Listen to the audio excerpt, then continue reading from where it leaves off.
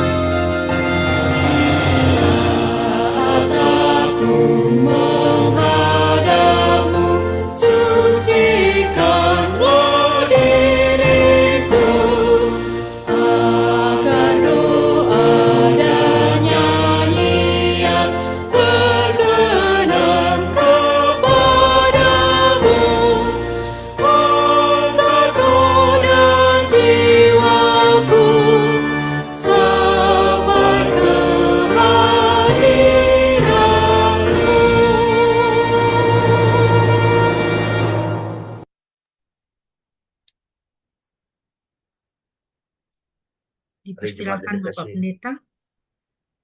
Mari jemaat yang dikasihi oleh Tuhan, kita akan menghabiskan ibadah kita sambil mengingat bahwa pertolongan kita adalah di dalam nama Yahweh, Bapa, Anak, dan Roh Kudus.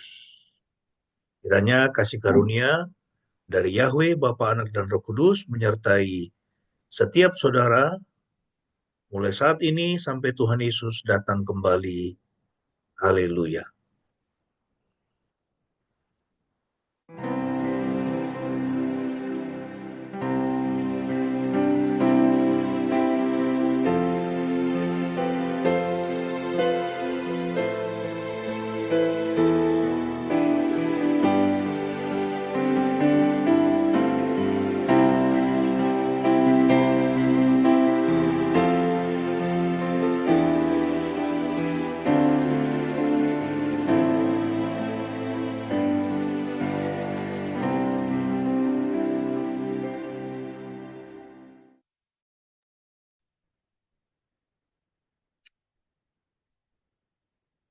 Firman Tuhan yang melandasi ibadah kita pada pagi hari ini terambil dari Mazmur 24 ayat 8 sampai ayat 10.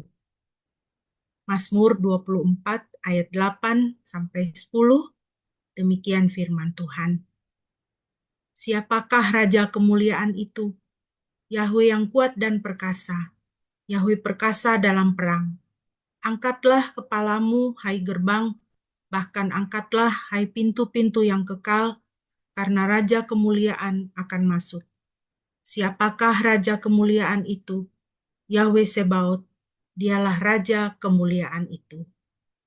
Amin. Puji nama Tuhan, kekasih-kekasih Tuhan. Pemazmur mengingatkan kita, Raja kemuliaan itu adalah Yahwe yang kuat dan perkasa. Dia perkasa di dalam perang.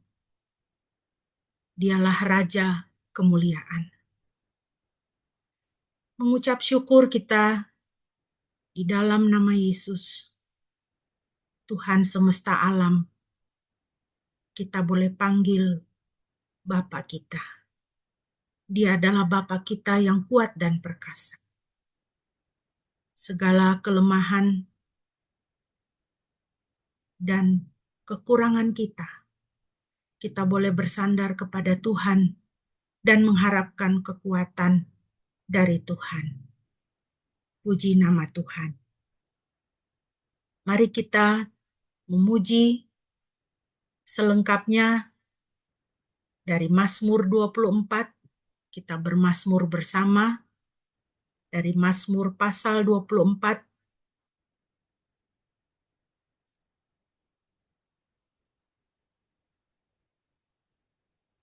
Yang disebut juga sebagai Mazmur Mesianis. Saya akan membacakan pujian ini. Mari kita bersama-sama memuji Tuhan. Mazmur Daud. Bumi dengan segala isinya adalah milik Yahwe. Dunia serta segala yang tinggal di dalamnya. Sebab dia telah membangunnya di atas lautan dan menegakkannya di atas sungai-sungai. Siapakah yang dapat naik ke atas gunung Yahwe? Dan siapakah yang dapat berdiri di tempatnya yang kudus? Orang yang bersih tangannya dan murni hatinya, yang tidak menyerahkan jiwanya kepada kesia-siaan dan tidak bersumpah palsu. Ia akan menerima berkat dari Yahwe dan kebenaran dari Elohim keselamatannya. Inilah generasi orang-orang yang mencari Dia, yang mencari wajah-Mu, ya Elohim Yakub. Angkatlah kepalamu, hai gerbang, dan terangkatlah, hai pintu-pintu yang kekal, dan Raja kemuliaan akan masuk. Siapakah Raja kemuliaan itu? Yahwe yang kuat dan perkasa, Yahwe yang perkasa dalam peperangan. Angkatlah kepalamu, hai gerbang, bahkan angkatlah, hai pintu-pintu yang kekal, karena Raja kemuliaan akan masuk. Siapakah Raja kemuliaan itu? Yahwe Sebaot, Yahwe semesta alam. Dialah Raja kemuliaan itu. Haleluya, puji nama Tuhan. Pemazmur mengingatkan kita supaya kita mempersiapkan diri menyambut kedatangan Tuhan. Mari kita membuka hati, membuka hidup kita kepada Tuhan, melibatkan Tuhan di dalam kehidupan kita. Dia adalah Raja kemuliaan. Dia adalah Tuhan yang perkasa dan kuat. Mari kita akan mempersiapkan diri mau merenungkan firman Tuhan. Kita naikkan pujian dari Kidung Jemaat 85. Usongsong bagaimana ya Tuhan datang.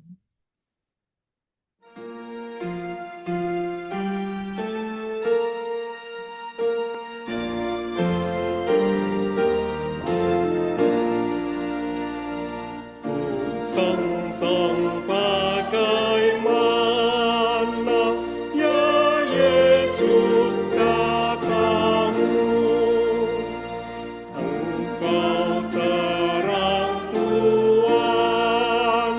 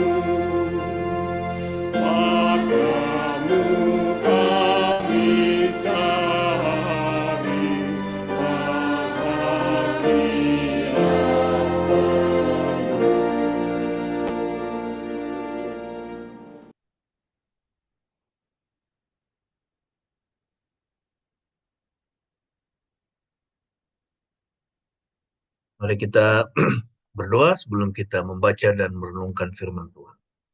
Terima kasih untuk pagi ini kami datang kepadamu ya Tuhan, menyerahkan pembacaan dan pemberitaan firman Tuhan.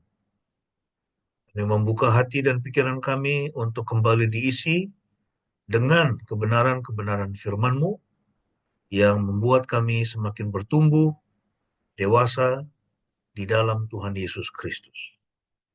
Berkatilah pemberitaan firman Tuhan, berkati kami semua pada pagi ini. Dalam nama Tuhan Yesus kami berdoa. Amin.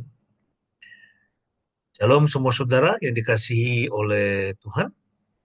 Kita pada pagi ini masih akan meneruskan ya, ini pembacaan kita dari Kisah Para Rasul. Dan pada pagi ini kita tiba pada Kisah Rasul pasal yang ke-8, ayat yang ke-9 sampai dengan ayat yang ke-25. Kalau kita melihat bahwa Kisah Rasul pasal 8 ya, di sini menceritakan kepada kita ya, bahwa sudah terjadi penganiayaan secara masif ya, juga terstruktur ya, khususnya yang dilakukan oleh orang-orang Yahudi ya, juga termasuk Sanhedrin ya, dan kita bertemu dengan sosok Saulus yang dia memang setuju dengan uh, itu pembunuhan terhadap Stefanus, dan juga dia bertekad untuk menghancurkan gereja Tuhan ya yang masih muda. Juga 2 minggu lalu kita membahas bagaimana Filipus dia memproklamirkan Kristus ya, dia menginjili di wilayah Samaria. Jadi sebagai dampak dari penganiayaan itu, orang-orang Kristen yang mula-mulanya atau itu semula mereka hanya ada di Yerusalem, mereka mulai tersebar ke seluruh wilayah Yudea, bahkan terus sampai ke tengah itu ke wilayah Samaria. Ya, dan ada banyak orang-orang yang menjadi percaya. Ya, sehingga terjadi sukacita ya, dikatakan ayat 8, maka sukacita besar terjadi ya di kota itu ya, ini satu kota orang-orang Samaria. Kemudian pada pagi ini kita akan melihat ayat 9 sampai 25, saya akan bacakan untuk Anda. Bagaimana ada seorang Samaria, kelihatannya dia ini ya, karena dia tinggal di kota Samaria, yaitu Simon ya, seorang ahli sihir. Ayat 9, ada seorang yang bernama Simon. Ia sudah lama mempraktikkan sihir di kota itu dan membuat takjub orang Samaria. Ia menganggap dirinya orang hebat. Semua orang dari yang terkecil sampai yang terbesar memerhatikan dia dan berkata, orang ini disebut kuasa besar dari Elohim. Mereka memperhatikannya dengan cukup lama karena dengan sihirnya itu ia telah membuat mereka takjub.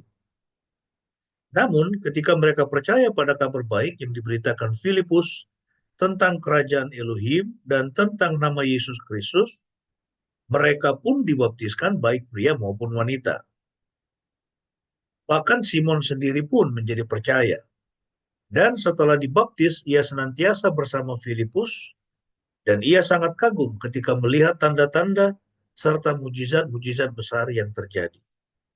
Setelah para rasul di Yerusalem mendengar bahwa orang Samaria menerima firman Elohim, mereka mengutus Petrus dan Yohanes ke sana.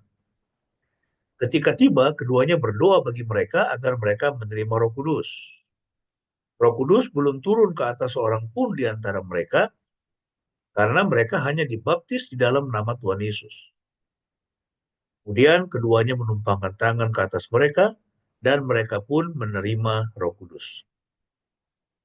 Ketika Simon melihat bahwa Roh Kudus diberikan dengan penumpangan tangan oleh para rasul, maka ia pun menawarkan uang kepada mereka dan berkata, berikanlah kepadaku juga kuasa itu, supaya jika aku menumpangkan tangan, orang dapat menerima Roh Kudus. Namun berkatalah Petrus kepadanya, celakalah engkau bersama uangmu, karena engkau mengira bahwa engkau dapat membeli karunia Elohim dengan uang.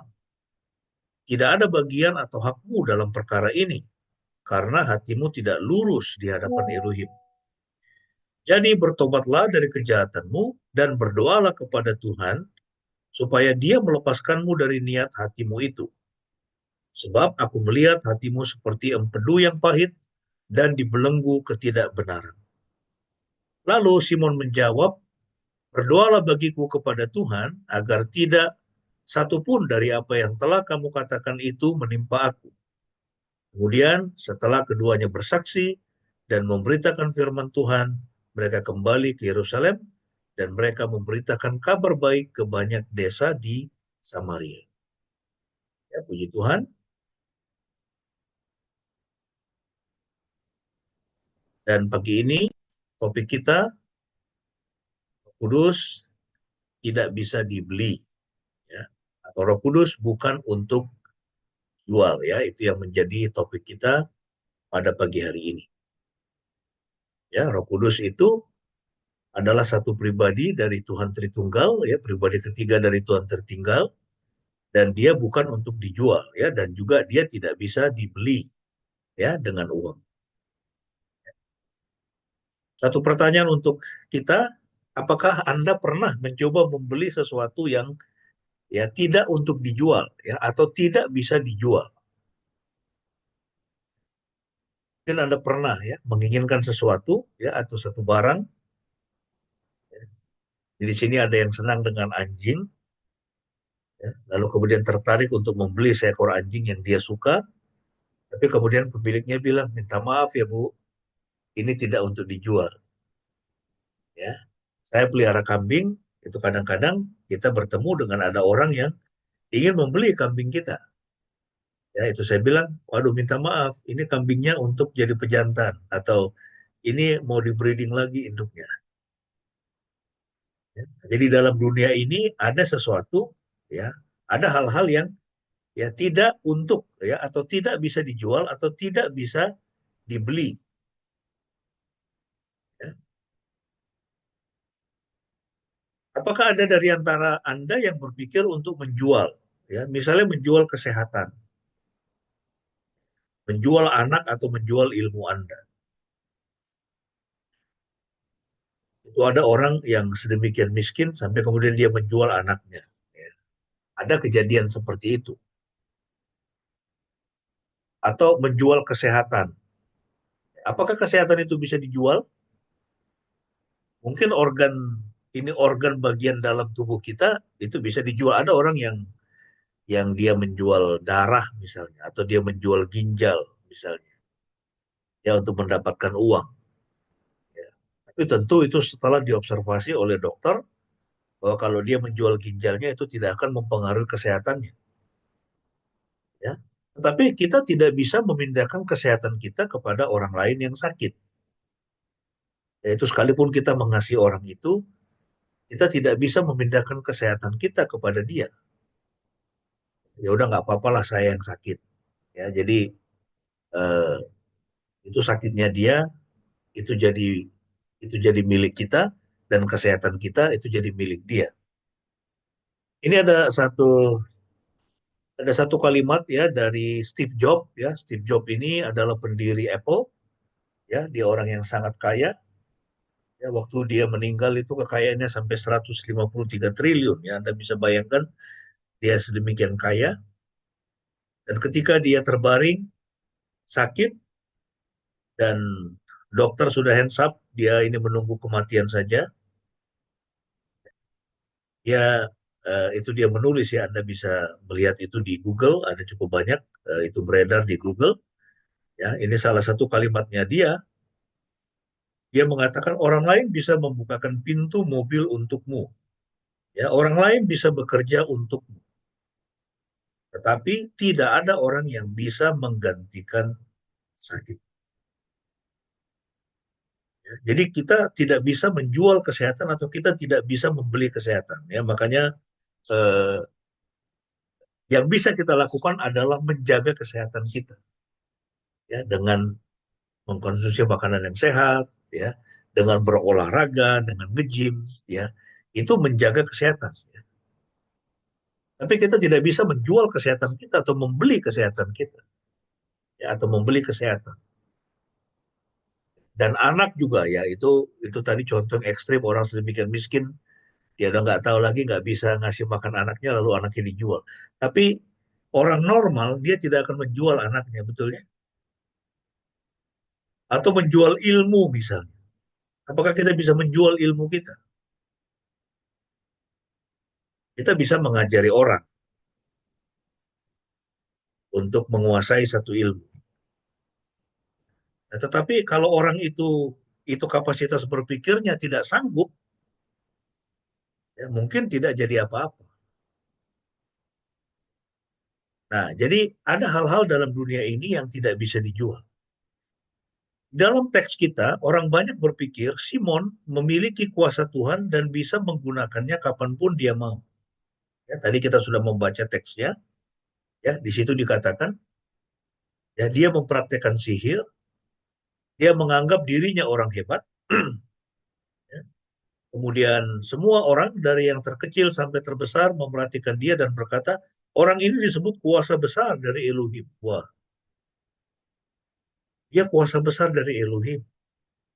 Kemudian mereka memperhatikannya dengan cukup lama karena dengan sihirnya itu ia telah membuat mereka takjub. Ya, dalam dunia ini kita bertemu dengan ada orang-orang dalam tanda kutip, ya, orang-orang pintar, dukun, paranormal yang sepertinya memiliki kekuasaan, sepertinya bisa melakukan mujizat. Nah, di sini itu dikatakan dengan sihirnya itu ia telah membuat mereka takjub, ya. Tidak dijelaskan secara persis ya praktek yang dijalankan oleh Simon, ya, tetapi kita atau saya percaya bahwa dia ini adalah seorang paranormal, ya, atau dia ini seorang dukun, ya. Dan di mana-mana saudara kita pergi, ya, di tempat-tempat, ya, apalagi nama Yesus tidak dikenal di situ, ya, maka itu praktek-praktek perdukunan itu pasti marah, ya. Dan ada orang-orang yang bersekutu dengan iblis, ya, dengan roh-roh jahat, ya, dengan kekuatan-kekuatan dari si jahat untuk, ya, yang sepertinya mereka bisa melakukan mujizat, ya. Nah, tetapi kita belajar bahwa orang-orang yang uh, ingin mendapatkan berkat, ya, apakah itu uang, ya, kekayaan, ya, atau kesembuhan, atau jodoh dari si jahat, ya, maka biasanya ada tumbal yang harus dia bayar. Ada tumbal yang harus dia bayar. Ya, karena itu tabiat iblis itu seperti itu. Ya, hingga pada akhirnya orang yang sudah terikat dengan kuasa kegelapan itu harus menyerahkan jiwanya kepada si jahat. Ya, nah jadi Simon ini kita percaya dia adalah seorang dukun, ya, dia seorang ahli nuju mungkin, ya, atau dia adalah seorang paranormal yang membuat orang-orang itu takjub. Nah, kita belajar di dalam teks yang kita baca bahwa Roh Kudus itu ya bukan untuk dijual. Ya, Roh Kudus tidak untuk dijual. Juga Roh Kudus juga tidak bisa dibeli. Roh Kudus adalah satu pribadi. Dia adalah pribadi ketiga dari Tuhan Trinitas. Ya, Tuhan Trinitas yang di dalam Perjanjian Lama kita kenal sebagai Yahweh. Ya. Sejak dia menciptakan langit, bumi, dan segala isinya, termasuk manusia, di Kejadian pasal 1, kita sudah bertemu dengan Roh Kudus di situ. Ya. Kejadian 1, pada mulanya Elohim menciptakan langit dan bumi. Bumi belum berbentuk dan kosong, kegelapan menutupi samudera raya, dan Roh Elohim, Roh Allah, Roh Kudus melayang-layang di atas permukaan. Di Roh Kudus adalah satu pribadi. Roh Kudus memiliki kehendak dan rencana dari dalam dirinya sendiri. Dia adalah Tuhan yang menyatu dengan Bapa dan Anak. Dan Tuhan memiliki kehendak, dia memiliki rencana dari dalam dirinya sendiri. Ya, jadi dia tidak bisa dipermainkan. Dia tidak bisa dijual. Dia bukan benda. Ya, dia satu pribadi, pribadi ilahiyah. Sehingga dalam relasi kita dengan Roh Kudus, kewajiban kita adalah untuk memahaminya, kita mengerti ya itu siapakah dia, apa yang dia lakukan, dan taat. Dan Tuhan Yesus itu mengatakan ketika Roh Kudus dicurahkan, itu salah satu yang yang Roh Kudus lakukan dalam hidup manusia adalah dia menginsafkan manusia akan dosa. Ya, itu kemarin ada diskusi kita dengan apa? Ini dengan Om Gebi, ya, itu mengenai dosa yang tidak diampuni. Eh, Mendukakan Roh Kudus itu dikatakan dosa yang tidak bisa diampuni. Oh bisa? Apa maksudnya? Ya kita tahu bahwa Roh Kudus salah satu pekerjaannya yang utama adalah menginsafkan manusia akan dosa. Jadi kalau orang mendukakan Roh Kudus itu artinya apa? Dia tidak pernah insaf akan dosanya atau dia tidak mau bertobat. Dosa yang tidak bisa diampuni adalah ketika orang tidak mau mengakui dosanya, ya, dan meminta pengampunan dari Tuhan atas segala dosanya. Semua dosa-dosa apapun, ya, Tuhan pasti akan ampuni. Tapi dosa mendukakan Roh Kudus tidak diampuni itu artinya apa? Karena orang itu tidak mau bertobat. Kan pekerjaan Roh Kudus adalah untuk menginsafkan manusia akan dosa. Jadi orang itu walaupun sudah ditegur oleh Roh Kudus, tapi dia tidak bertobat-tobat. Dia tidak mau berubah. Dia tidak mau minta ampun untuk dosanya. Dia tidak menyadari, tidak mau menyadari keberdosaannya. Walaupun Roh Kudus sudah bekerja dalam dirinya. Itulah dosa mendukakan Roh Kudus. Jika orang tidak mau bertobat, tidak mau minta ampun untuk dosanya, sehingga tidak ada pengampunan buat dia. Kalau tidak ada pengampunan buat dia, ya dia pasti akan masuk neraka. Sehingga kewajiban kita dalam relasi dengan Roh Kudus itu adalah untuk bisa kita memahami, kita mengerti apa kehendak dan rencana Roh Kudus, ya, kehendak dan rencana Tuhan atas hidup kita dan kita mentaati. Jadi ini yang pertama, Roh Kudus tidak untuk dijual. Yang kedua, Roh Kudus tidak dapat dihentikan. Tidak ada seorang pun yang bisa menghentikan pekerjaan Roh Kudus. Itu sama seperti kita mengatakan, tidak ada seorang pun yang dapat menghentikan pekerjaan Tuhan. Alkitab mengatakan dalam kitab Wahyu, apabila ia membuka, tidak ada yang dapat menutup. Kalau dia sudah membuka pintu, tidak ada yang bisa menutupnya. Ya, kalau Tuhan sudah bekerja, Tuhan sudah bertindak, ya, sekuat apapun seseorang, dia tidak akan bisa menghentikan. Ayat 12.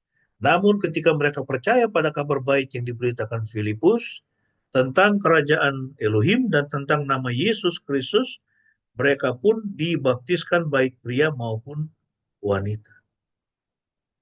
Jadi ketika Roh Kudus bekerja ya sebagai akibat dari pemberitaan tentang nama Yesus, ya makanya saudara, penginjilan itu penting. Ya, kita harus menginjili dunia ini. Saya setiap hari menginjili dunia ini melalui internet. Setiap hari. Dan bukan hanya di Indonesia, di seluruh dunia, siapapun. Jadi kami punya tim memberitakan Injil kepada semua orang di seluruh dunia melalui internet. Nah, jadi pemberitaan firman itu harus dilakukan. Itu penting. Kenapa? Ya, supaya orang bisa mengenal kebenaran. Ya, orang bisa mengenal nama Yesus. Ya, dan pemberitaan itu yang bisa membuat orang percaya atau bisa percaya kepada kabar baik. Ya, makanya di dalam salah satu itu tulisan Rasul Paulus, ya itu dia menulis, dia mengatakan bagaimana mereka bisa percaya kalau ya tidak ada yang memberitakan. Bagaimana ada orang yang memberitakan kalau tidak ada yang diutus.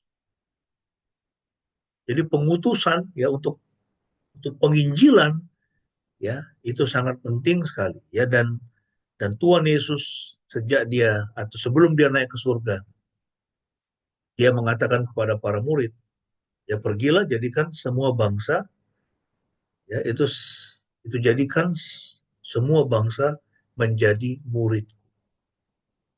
Baptis dan ajarlah mereka. Kemudian kisah Rasul 1 ayat 8. Ya dia mengatakan, ya kamu akan menjadi saksiku ketika Roh Kudus turun atas kamu. Kamu akan menjadi saksiku ketika Roh Kudus turun atas kamu. Dan kamu akan menjadi saksiku di Yerusalem, di Yudea, di Samaria, sampai ke ujung-ujung bumi. Jadi ketika Roh Kudus dicurahkan, tidak ada yang dapat menghentikan penginjilan. Nah, cuman sekarang masalahnya ada gereja-gereja yang dia tidak mau melakukan penginjilan. Itu pasti akan jadi gereja yang suam-suam kuku dan mati. Ya kalau tidak menginjil. Ya dia hanya menjadi gereja-gereja tradisional. Hanya jadi seperti klub saja. Ya, nah penginjilan itu harus dilakukan. Dikatakan ayat 13. Bahkan Simon sendiri pun menjadi percaya. Ya ingat ya, dia ini dukun dan dia sudah menjadi orang percaya. Walaupun dia punya pemahaman yang keliru. Ya, itu tentang Roh Kudus. Jika dia berpikir untuk membeli Roh Kudus itu. Nah, tetapi dia sudah menjadi percaya. Dia menjadi orang percaya ya, tetapi dengan itu pemahaman dia yang sangat keliru ya, konsep dia yang salah tentang Tuhan, ya tentang kebenaran. Kemudian dan setelah dibaptis ia senantiasa bersama Filipus dan ia sangat kagum ketika melihat tanda-tanda serta mujizat-mujizat besar yang terjadi. Anda bisa bayangkan ini. Sebelumnya orang-orang Samaria kagum dengan dia, takjub dengan dia dan mengatakan bahwa ini orang adalah kuasa besar dari Elohim. Tapi kemudian setelah dia menjadi percaya dan dibaptis dan dia bersama dengan Filipus, itu artinya ya dia mengikuti ya itu pengajaran dari Filipus, ya murid Tuhan Yesus, ya dan dikatakan ia sangat kagum. Nah sekarang dia yang kagum. Ya kita lihat ada paradoks di sini. Sebelumnya orang banyak, ya orang-orang yang ada di Samaria takjub dengan Simon. Sekarang Simon yang kagum.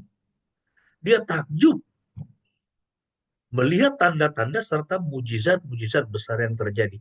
Itu artinya apa? Dia menyadari bahwa yang dilakukan oleh Filipus jauh melampaui dengan yang dia lakukan. Tidak seperti yang dia lakukan. Ini beda ini. Ya Anda tentu ingat ya kisah Musa ya waktu berhadapan dengan dukun-dukunnya itu Firaun. Ya, itu Musa itu melemparkan tongkatnya, tongkatnya jadi ular. Itu Firaun bilang, saya punya dukun juga bisa. Dia panggil dukun-dukunnya. Mereka lempar, ya itu mereka lempar tongkatnya semua jadi ular. Nah, tetapi ada keanehan apa yang terjadi? Ya ularnya si Musa itu memakan semua ular dari dukun-dukunnya Firaun. Ya iblis itu bisa mengadakan mujizat ya karena dia itu malaikat yang diberikan kuasa oleh Tuhan. Tetapi kuasanya selalu lebih rendah dan dibatasi oleh kuasa Tuhan.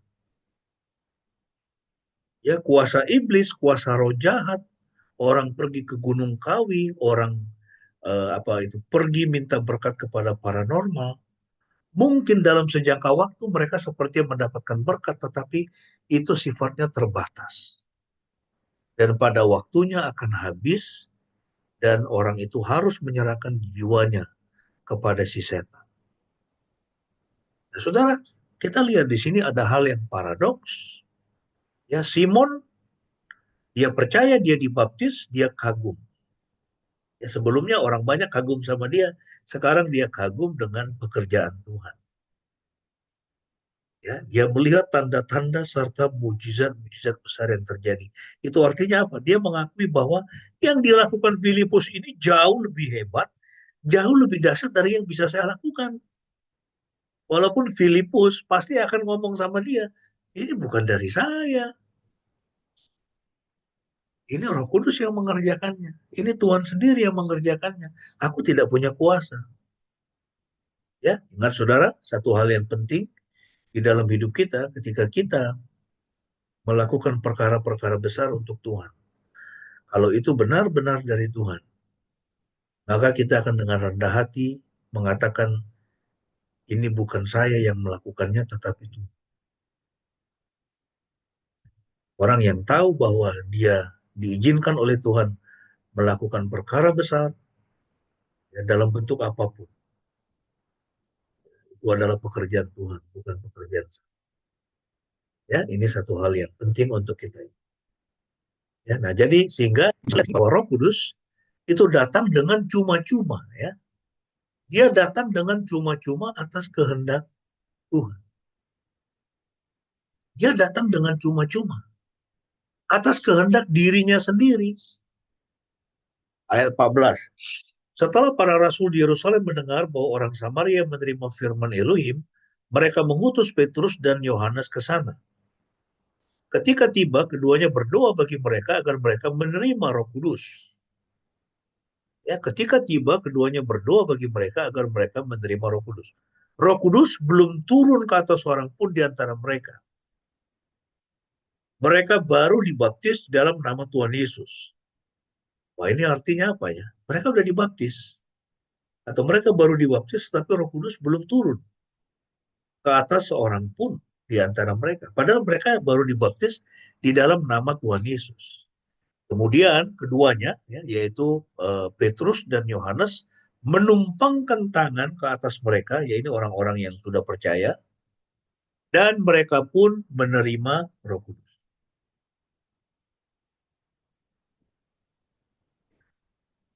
Petrus Yohanes menumpangkan tangan ke atas mereka dan mereka pun menerima Roh Kudus. Apa yang bisa kita lihat dari sini? Ya, yang bisa kita pelajari di sini, ya. Nah, kalau Anda mempelajari tentang doktrin baptisan, kita mengenal baptisan air, ya kan? Yohanes dia membaptis. Bahkan Tuhan Yesus yang dibaptis oleh Roh Yohanes. Waktu orang-orang Farisi ahli Taurat bertanya kepada Yohanes, apakah engkau Mesias itu? Dia bilang tidak. Aku orang yang mempersiapkan jalan untuk kedatangan Mesias. Lalu dia bilang, aku membaptis kamu dengan air sebagai tanda pertobatan. Ya, baptisan air itu adalah tanda pertobatan. Tapi itu bukan tanda keselamatan. Ya, tanda keselamatan itu adalah baptisan Roh Kudus. Nah, saudara, ya itu kadang-kadang ya itu kita menemukan, ya, dan itu terjadi di banyak tempat. Ya, makanya baptisan anak itu, ya, itu bisa dikatakan sebetulnya itu lebih tepat itu penyerahan anak. Bagaimana orang tua itu menyerahkan. Sebetulnya kalau kita mengacu kepada tradisi di dalam perjanjian baru, ya, yang itu Yesus, ya, kita tahu, ya, dia waktu umur berapa itu, ya, dia diserahkan, ya kan, itu dia diserahkan, yaitu ke bait suci. Tuhan Yesus waktu masih kecil, masih bayi kan, ya, itu dia diserahkan. Itu penyerahan anak. Itu sebagai tanda iman dari orang tua si anak yang menyatakan bahwa, ya, itu mereka menyatakan kepada Tuhan, anak ini adalah punyamu Tuhan, bukan punya saya. Lalu kemudian nanti setelah mereka dewasa, mereka mendengar firman Tuhan, seruan Yohanes, juga seruan Tuhan Yesus, kemudian mereka dibaptis. Ya, baptisan air itu tanda pertobatan, ya, tapi sekarang itu di banyak gereja mereka masih melakukan baptisan air buat bayi, buat anak-anak. Tapi kemudian ada sisi yang lain, ya, misalnya di gereja-gereja mainstream ada yang namanya katekisasi. Mereka belajar, mereka belajar iman-iman Kristiani atau pokok-pokok itu iman Kristiani. Tapi kalau kita mengacu kepada Alkitab, baptisan air itu adalah tanda pertobatan. Tapi kalau bayi yang dibaptis, apakah bayi itu dia mengerti? Apakah dia bisa bertobat? Ya, yang mengerti dan bisa bertobat adalah orang tuanya, bukan? Makanya di gereja-gereja yang lain, ya misalnya gereja-gereja Pantai Kosta, baptisan air itu diberikan kepada orang dewasa, bertobat. Ya.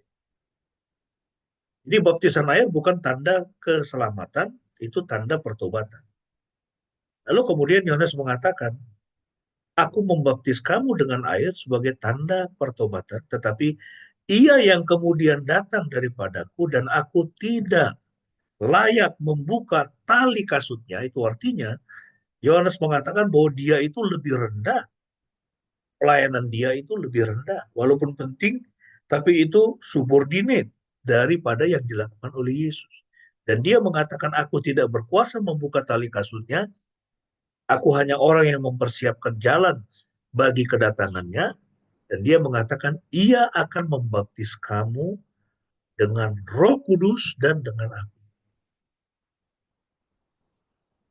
Jadi baptisan Roh Kudus itu adalah tanda keselamatan. Ada banyak orang Kristen sudah dibaptis air tapi belum dibaptis dengan Roh Kudus. Belum menerima Roh Kudus, sama seperti Simon. Sama seperti banyak jemaat-jemaat yang awal itu tadi yang ada di kota Samaria. Mereka sudah dibaptis dengan air di dalam nama Yesus, tetapi mereka belum menerima Roh Kudus, dan setelah mereka ya itu mengalami penumpangan tangan, ya, ayat 17, kemudian keduanya menumpangkan tangan ke atas mereka dan mereka pun menerima Roh Kudus. Nah, saudara, ini penting.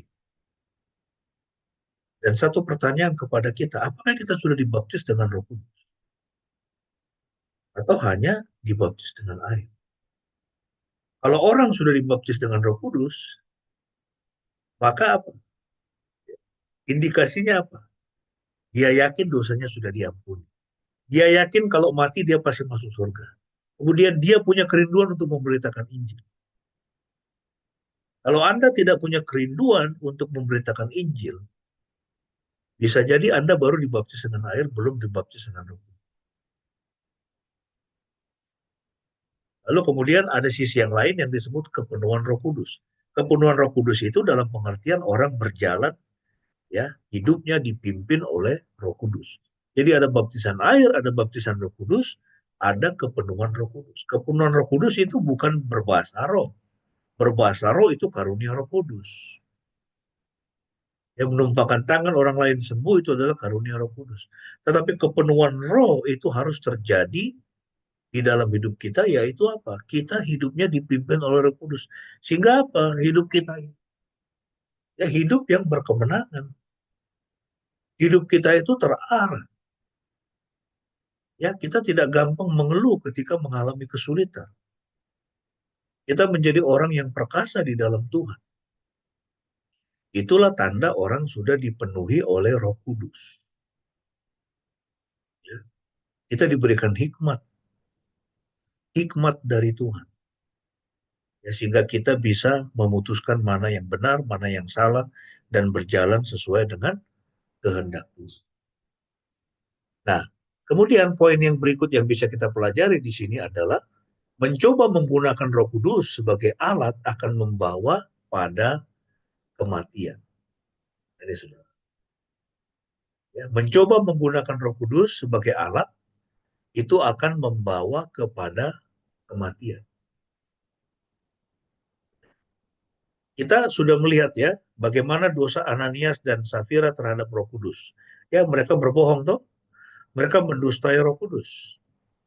Waktu ditanya oleh Petrus, apakah ini semua yang kau berikan ini semua yang kau jual? Mereka bilang iya, padahal enggak. Mereka tahan sebagian. Yang membuat ya mereka mati itu adalah karena mereka mendustai Roh Kudus. Ya, itu kalau mereka bilang ini kami berikan segini, ini selebihnya kami tahan, mereka tidak akan mati. Tetapi mereka mengatakan semuanya kami sudah berikan. Itu yang menyebabkan kematian mereka ya. Kita sudah bahas itu di Kisah Para Rasul pasal yang kelima. Nah, jadi tidak ada bedanya di sini ya ketika Simon itu dia berpikir untuk membeli, ya, di dalam ayat 18. Ketika Simon melihat bahwa Roh Kudus diberikan dengan penumpangan tangan oleh para rasul, maka ia pun menawarkan uang kepada mereka. Nah, ini. Nah, kita tidak tahu, ya, apakah dia juga sosok yang turut, ya, menerima penumpangan tangan. Bisa jadi dia juga turut menerima penumpangan tangan, tetapi dia merasa bahwa Roh Kudus belum belum ada dalam dirinya, dan dia begitu merindukan memiliki kuasa seperti yang dimiliki oleh Petrus, Yohanes, Filipus. Bagian ini tidak menceritakan apakah dia bagian, ya, dari orang yang apa namanya, yang sudah menerima penumpangan. Bisa jadi dia menerima penumpangan tangan, tetapi karena hatinya tidak beres di hadapan Tuhan, Roh Kudus tidak diberikan kepadanya. Ya, karena hatinya tidak lurus di hadapan Tuhan, ya, Roh Kudus tidak diberikan kepadanya, dan dia merasa bahwa dia belum mendapatkan Roh Kudus. Ya, itu tadi saya katakan, ya, itu ciri khas orang yang sudah menerima baptisan Roh Kudus apa? Dia yakin bahwa dia sudah diselamatkan. Dia yakin dosanya sudah diampuni. Dia yakin betul bahwa Yesus itu satu-satunya jalan menuju ke surga. Tidak ada jalan lain. Nah, saudara, keyakinan-keyakinan ini tidak bisa dibuat-buat. Ya, ini bukan sesuatu yang bisa dibuat-buat. Hanya Roh Kudus, hanya Tuhan sendiri yang bisa menyadarkan seseorang bahwa dia membutuhkan Yesus, atau bahwa dosanya sudah diampuni, atau bahwa dia sudah dilahirkan kembali. Hanya Roh Kudus yang bisa melakukan itu. Kita tidak bisa melakukan itu. Ilmu psikologi, para psikiater atau psikolog tidak bisa melakukan itu. Kalau ada orang Kristen, dia sudah cukup dewasa secara umur, tapi dia terus hidup dengan masalah dari satu masalah ke masalah lain. Dia tidak pernah mengalami damai sejahtera. Itu pasti orang ini belum lahir baru. Pasti dia belum dibaptis dengan Roh Kudus. Ya kan? Tidak mungkin, saudara. Dan itu tidak bisa dibuat-buat. Saya bertemu dengan ada hamba Tuhan melayani di Pulau Sabu sebagai misionari. Suaminya meninggal karena sakit di sana. Dia juga kena sakit, ya, itu kanker hati kalau nggak salah. Kami datang untuk menghibur dia, tapi bukan bukan kami menghibur dia. Waktu itu saya masih mahasiswa di I3. Bukan kami menghibur dia, dia menghibur saya. Saya merasa dia menghibur saya, bukan saya menghibur dia. Coba bayangkan, saudara, dia dalam kesakitan yang luar biasa. Saya datang dengan teman-teman yang lain bermaksud untuk menghibur dia, tetapi yang saya rasakan dia menghibur saya di tengah-tengah penderitaannya. Siapa yang bisa melakukan itu? Roh Kudus. Hanya Roh Kudus yang bisa melakukan itu. Itu tidak bisa dibuat-buat, saudara. Nah, sehingga penting sekali kita menjaga hati kita ini. Bagaimana sikap hati kita kepada Tuhan itu menentukan apakah Roh Kudus akan diberikan kepada kita oleh Tuhan atau tidak. Ya, ketika Simon melihat Roh Kudus diberikan dengan penumpangan tangan oleh para rasul, maka ia pun menawarkan uang kepada mereka dan berkata, "Berikanlah kepadaku juga kuasa itu, supaya jika aku menumpangkan tangan, orang dapat menerima Roh Kudus." Jadi dia berpikir Roh Kudus sama dengan kuasa. Roh Kudus sama dengan mujizat. Roh Kudus sama dengan kekayaan. Roh Kudus sama dengan kesehatan. Roh Kudus sama dengan naik jabatan. Ya kan, bukankah ada gereja-gereja yang seperti itu, atau hamba Tuhan mengajarkan seperti itu? Itu yang disebut prosperity Injil, Injil kemakmuran, atau teologi kemakmuran. Kalau ikut Yesus, kalau jadi orang Kristen, kau pasti sehat, kau pasti kaya. Ya. Jadi kalau kau tidak sehat, itu tanda itu Tuhan belum ada dalam dirimu. Roh Kudus belum ada dalam dirimu. Itu kalau kau miskin, itu tanda bahwa Roh Kudus belum ada dirimu. Itu belum ada dalam dirimu. Tidak seperti itu, saudara. Tadi saya sudah menjelaskan. Saya mengunjungi seorang misionari yang mengalami kesakitan luar biasa, itu sakit kanker, bermaksud menghibur dia, dia menghibur saya. Yang terjadi, dia menghibur saya. Jadi justru ketika kita menderita sekalipun, mengalami kesulitan dalam hidup sekalipun, kita justru bisa memberikan penghiburan kepada orang lain. Nah, Simon ini dia berpikir bahwa Roh Kudus itu sama dengan kuasa. Ya, sehingga dia mengatakan, jika aku menumpangkan tangan, orang dapat menerima Roh Kudus. Kita sudah belajar bahwa Roh Kudus adalah Roh Tuhan sendiri, dia memiliki kehendak bebas. Dan dia adalah Tuhan, dia sang pencipta. Dia bersama-sama, ya, Bapa, Anak, Roh Kudus, bersama-sama menjadikan alam semesta. Dia menciptakan segala sesuatu, dia menciptakan Anda dan saya. Jadi kita tidak bisa eh, mengendalikan dia. Sebaliknya, dia yang mengendalikan kita. Dia mengendalikan saya. Dia yang memimpin saya, bukan saya memimpin dia. Dia adalah Tuhan. Ya, nah ini saudara kekeliruan dari Simon. Simon tampaknya menganggap Roh Kudus adalah kekuatan atau kemampuan yang dapat dimanipulasi. Ini bahaya, saudara ya. Kita tahu ada hamba-hamba Tuhan yang seperti itu. Ada gereja mengajarkan seperti itu. Bagaimana respon Petrus? Namun berkatalah Petrus kepadanya, celakalah engkau bersama uangmu, karena engkau mengira engkau dapat membeli karunia Elohim dengan uang. Tidak ada bagian atau hakmu dalam perkara ini, karena hatimu tidak lurus di hadapan Elohim. Jadi bertobatlah dari kejahatanmu dan berdoalah kepada Tuhan, supaya dia melepaskanmu dari niat hatimu itu. Kau mengira kau dapat membeli karunia Elohim dengan uang. Hatimu tidak lurus. Ya, nah saudara, mari kita terus menguji hati kita ya, motivasi hati kita di hadapan Tuhan. Dan Petrus dia menyerukan supaya Simon itu bertobat. Dan dia mengatakan apa? Bertobat dari kejahatan. Itu kejahatan, saudara. Ya, berpikir dia bisa memanipulasi Roh Kudus itu satu kejahatan. Nah, Anda bisa melihat ya, di sini Petrus dia berbicara tentang hati, tentang motivasi hati. Hatimu tidak lurus. Bertobatlah dari kejahatan, supaya dia melepaskanmu dari niat hatimu itu. Niat hatinya nggak benar. Ya. Mengapa hidup kita ini, mengapa ada orang hidupnya jauh dari berkat Tuhan? Karena hatinya tidak lurus. Ya, misalnya, itu hati kita ingin mengelabui orang, memanipulasi orang, ingin mencari keuntungan dari orang lain. Bukannya kita berpikir bagaimana saya bisa memberdayakan dia, bagaimana saya bisa memberkati orang itu.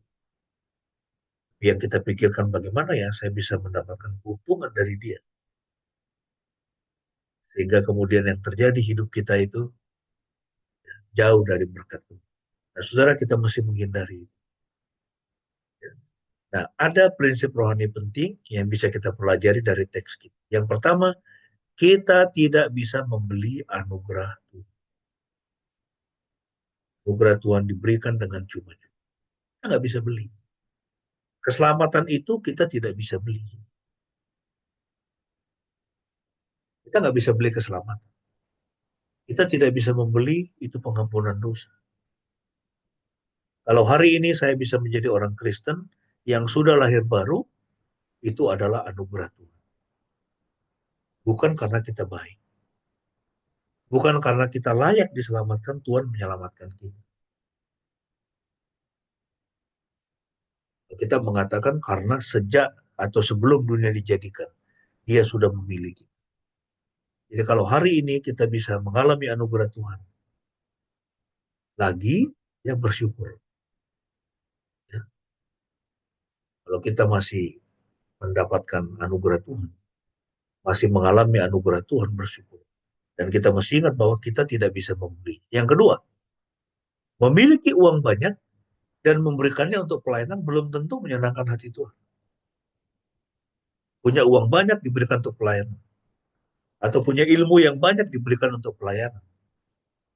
Itu punya talenta yang banyak diberikan buat pelayanan, itu juga belum tentu menyenangkan hati Tuhan. Yang menyenangkan hati Tuhan adalah sikap hati kita di hadapan. Ya, hati kita harus lurus. Ya, tadi Petrus dia menegur Simon. Tobat ini hatimu nggak lurus. Mari kita berdoa supaya Tuhan membuat hati kita lurus. Ya, motivasi kita tuh harus benar. Ya, motivasi kita dalam berelasi dengan Tuhan, motivasi hati kita dalam berelasi dengan sesama, dengan pasangan kita, dengan anak-anak kita. Mengapa misalnya kita itu melayani anak-anak kita, kemudian kita membelanjakan uang yang tidak sedikit ya untuk pendidikannya misalnya. Apa motivasinya? Ada orang tua punya motivasi supaya kalau nanti aku sudah tua, nanti anak-anakku yang mensupport hidup. Menurut saya itu motivasi yang keliru. Memangnya Tuhan tidak sanggup memelihara hidup tanpa anak-anak? Dia sanggup. Ya, nah jadi motivasi kita itu harus benar. Ada orang menikah ya, bukan karena dia tulus mencintai, tapi karena ingin uang, karena ingin mendapatkan status misalnya. Nah, itu berbahaya itu pernikahan seperti itu.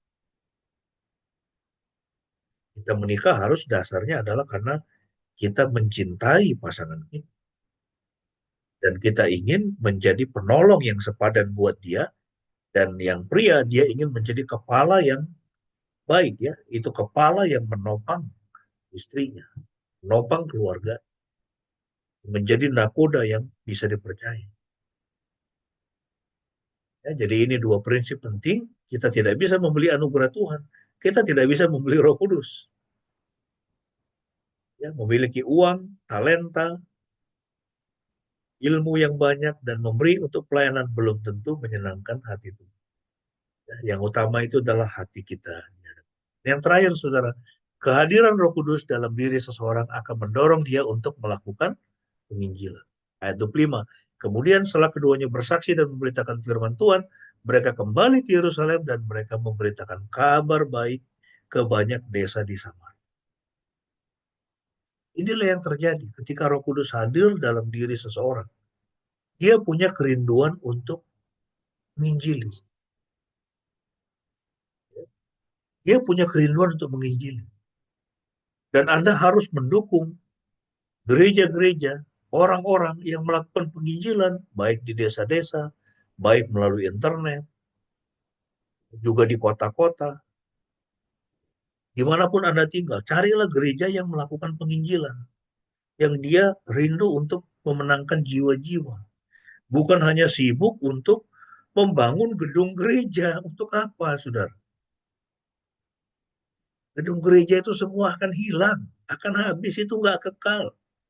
Yang kekal itu adalah jiwa manusia, roh dan jiwanya. Itu kekal selama-lamanya, entah di surga atau di neraka.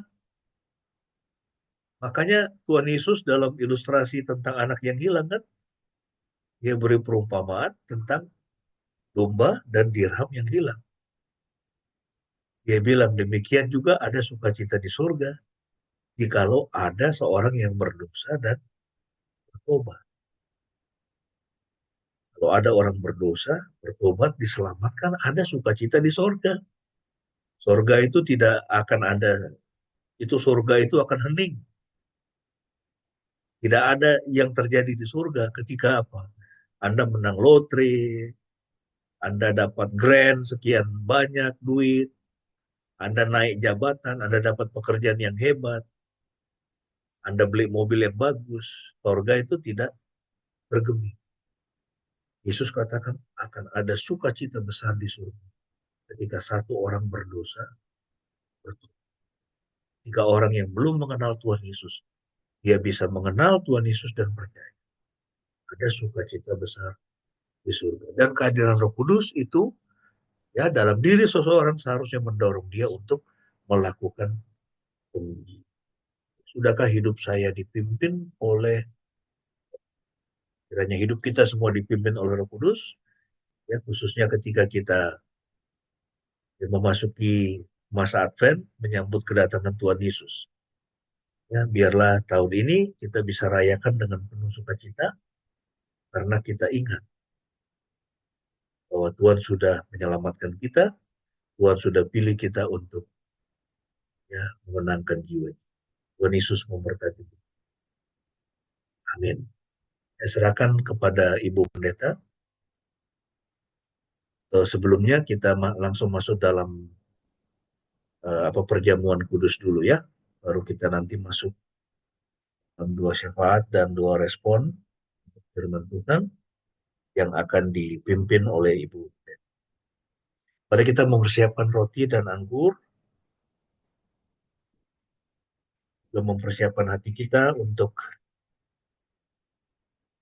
memasuki perjamuan kudus Tuhan.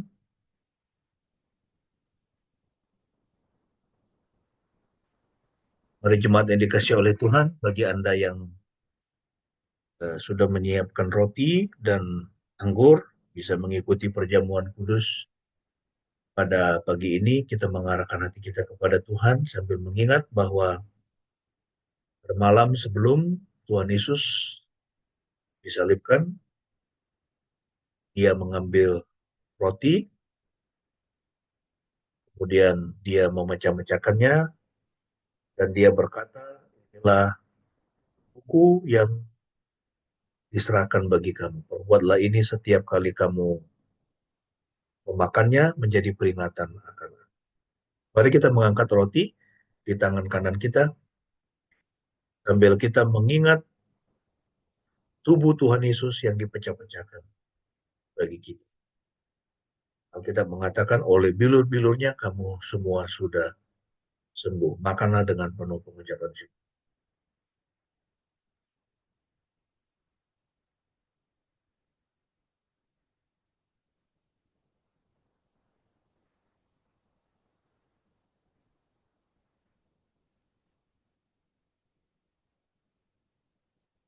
Dan mari kita mengangkat anggur di tangan kanan kita, sambil kita mengingat darah Tuhan Yesus 2000 tahun lalu sudah dicurahkan di Bukit Golgota untuk membasuh semua dosa-dosa kita.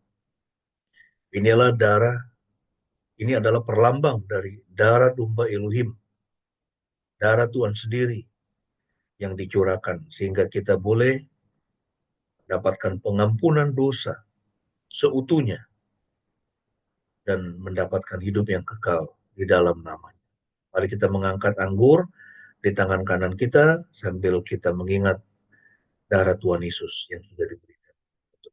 Minumlah dengan penuh pengucapan syukur.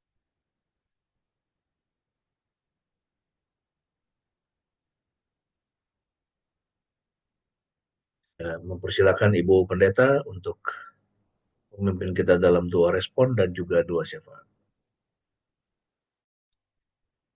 Mari kita menghadap Tuhan di dalam doa. Bapa di surga, kami mengucap syukur Tuhan di hari Minggu yang indah ini. Kami boleh memasuki Minggu Advent yang pertama. Terima kasih Tuhan, kami juga memasuki bulan yang baru.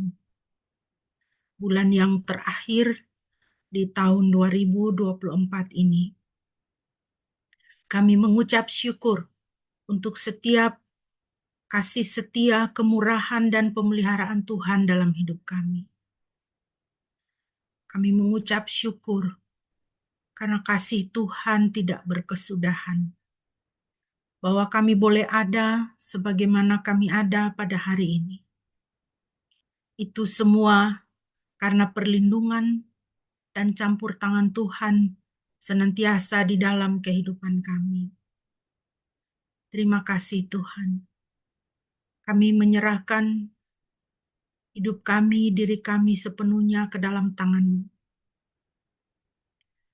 Sesuai dengan perenungan firman pada pagi hari ini, inilah doa kami ya Bapa.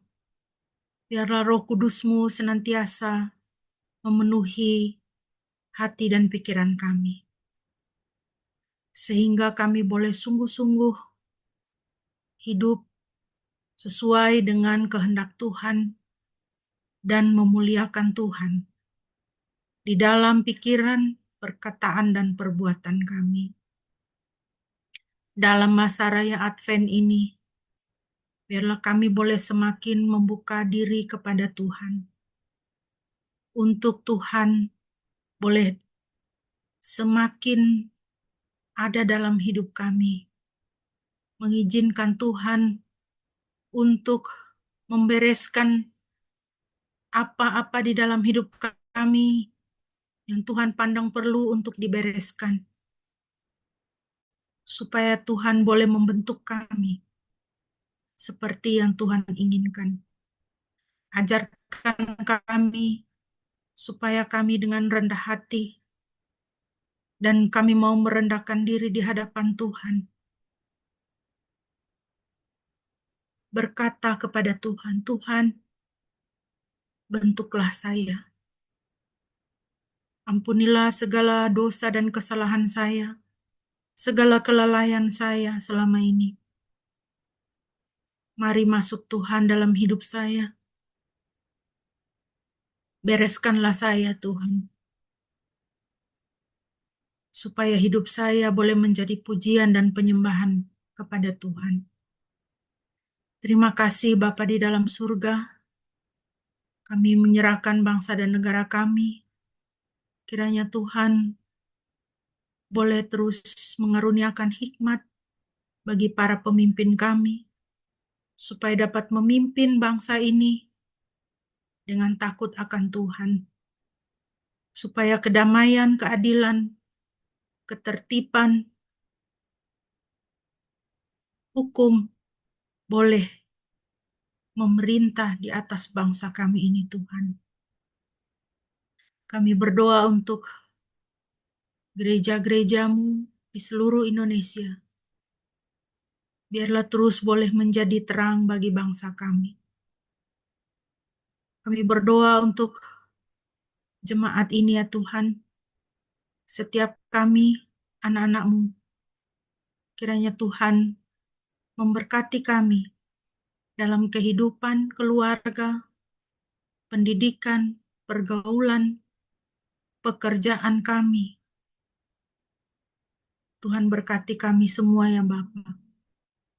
Kami yang mengalami kesakitan dan kelemahan tubuh, kiranya Tuhan boleh memberikan pemulihan. Kami yang memikirkan studi dan pekerjaan, kiranya Tuhan juga boleh berkenan memberikan pertambahan. Terima kasih Bapa di surga untuk para orang tua kami dalam usia lanjut. Kiranya Tuhan juga boleh memberikan kesehatan, damai sejahtera, sukacita senantiasa di dalam hati. Terima kasih Bapa di dalam surga. Kami alaskan doa kami hanya di dalam nama Tuhan Yesus, Tuhan dan Juru Selamat kami yang hidup dan menang, yang telah mengajarkan kami berdoa demikian. Bapa kami yang ada di dalam surga, dikuduskanlah nama-Mu. Datanglah kerajaan-Mu, jadilah kehendak-Mu di bumi seperti di surga. Berikanlah kami pada hari ini makanan kami yang secukupnya, dan ampunilah kami akan kesalahan kami, seperti kami juga mengampuni orang yang bersalah kepada kami. Dan janganlah membawa kami ke dalam pencobaan, tapi lepaskanlah kami daripada yang jahat. Karena Engkaulah yang empunya kerajaan, dan kuasa, dan kemuliaan, sampai selama-lamanya. Amin.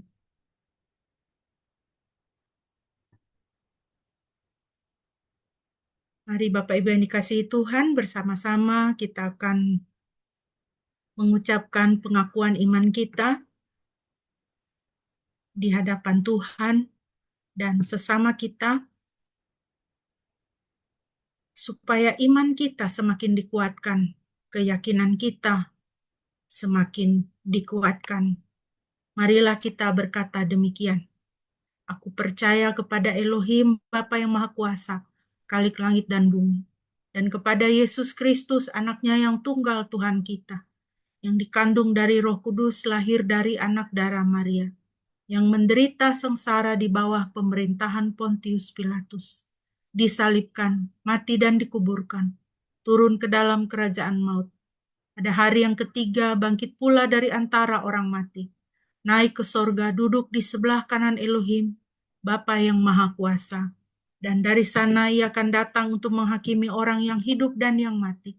Aku percaya kepada Roh Kudus, gereja yang kudus dan am, persekutuan orang kudus, pengampunan dosa, kebangkitan tubuh, dan hidup yang kekal. Amin. Bapak Ibu yang dikasihi Tuhan, kita akan mengakhiri ibadah kita pada pagi hari ini, dan sebelum kita akan mengakhiri dengan doa penutup dan doa berkat yang akan disampaikan oleh Bapak Pendeta, mari kita kembali menaikkan pujian dari Kidung Jemaat 383, Sungguh Indah Kabar Mulia. Kristus adalah kabar mulia, kabar indah bagi kita.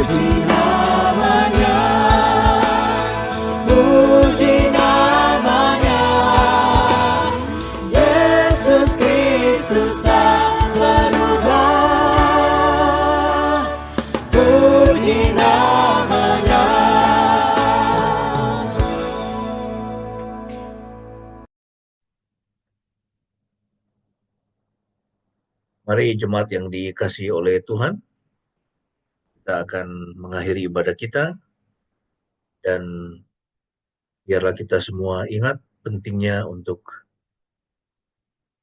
menerima Roh Kudus dan juga hidup dipimpin dan dikuasai oleh Roh Kudus. Sekarang arahkanlah hatimu kepada Tuhan dan terimalah berkat-Nya. Yahweh memberkati engkau dan memelihara engkau. Yahweh membuat wajah-Nya bersinar atasmu dan memberi engkau anugerah. Yahweh mengarahkan wajah-Nya kepadamu dan memberi engkau damai sejahtera.